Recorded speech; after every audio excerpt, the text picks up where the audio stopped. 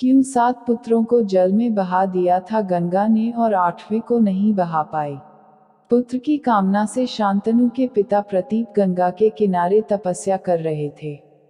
उनके तप, रूप और सौंदर्य पर मोहित होकर गंगा उनकी दाहिनी जंघा पर आकर बैठ गई और कहने लगी, राजन, मैं आपसे विवाह करना चाहती हूँ। मैं जहनु ऋषि की पुत्री गंगा हूँ। इस पर राजा प्रतीप ने कहा, गंगे, तुम मेरी दाहिनी जंघा पर बैठी हो, जबकि पत्नी को तो वामांगी होना चाहिए।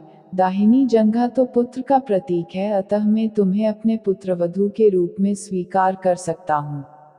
यह सुनकर गंगा वहां से चली गई।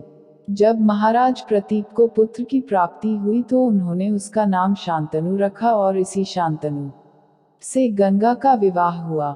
शांतनु ने अपने पिता प्रतीप की आज्ञा से गंगा के पास जाकर उनसे विवाह करने के लिए निवेदन किया। गंगा ने कहा, राजन, मैं आपके साथ विवाह करने के लिए तैयार हूँ, लेकिन आपको वचन देना होगा कि आप मेरे किसी भी कार्य में हस्तक्षेप नहीं करेंगे। शांतनु ने गंगा को वचन देकर विवाह कर लिया।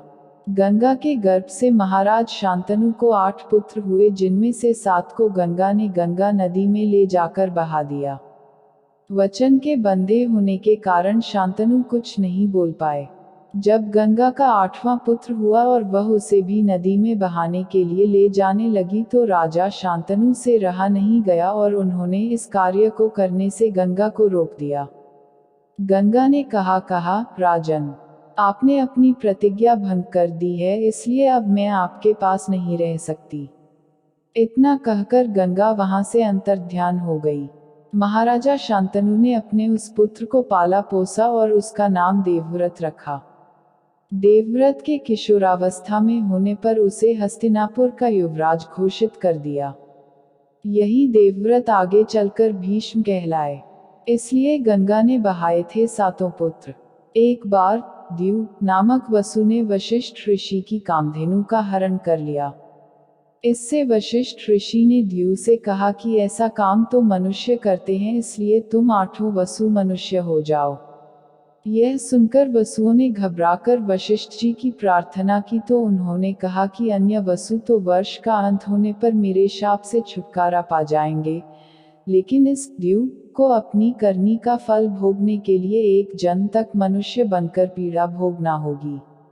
यह सुनकर वसुओं ने गंगा जी के पास जाकर उन्हें वशिष्ठ जी के शाप को विस्तार से बताया और यह प्रार्थना की कि आप मृत्युलोक में अवतार लेकर हमें गर्भ में धारण करें और ज्यों ही हम जन्म लें, हमें पानी में डुबो दें। इस तरह हम जल्दी से सभी मुक्त हो जाएंगे। गंगा माता ने स्वीकार कर लिया और वे युक्तिपूर्वक शांतनु राजा की पत्नी बन गईं और शांतनु से वचन भी ले लिया।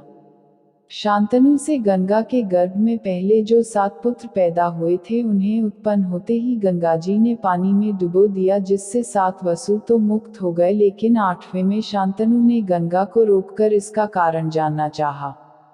गंगा जी ने राजा की बात मानकर वसुओं को वशिष्ठ के शाप का सब हाल कह सुनाया।